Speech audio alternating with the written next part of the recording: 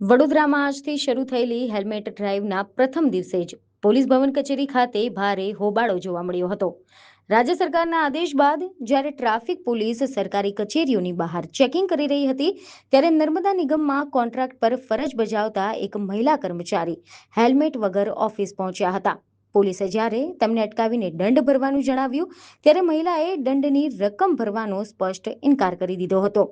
વિવાદ વધી જતા મહિલાએ પોલીસ અધિકારીઓ સામે રડતા રડતા પોતાનો રોષ ઠાલવ્યો હતો અને ભારે હોબાળો મચાવ્યો હતો।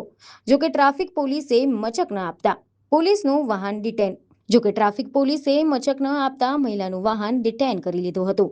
આ સમગ્ર મામલાની ગંભીરતાને જોતા એસીપી ટ્રાફિકે પોલીસ સ્ટાફને હોબાળો કરનાર મહિલાની સામે કાયદેસરનો ગુનો દાખલ કરવાની સૂચના આપી છે। આમ જનતાને નિયમ શીખવતા પહેલા સરકારી કર્મચારીઓ સામે પણ પોલીસે કડક હાથે કામગીરી શરૂ કરી દીધી છે।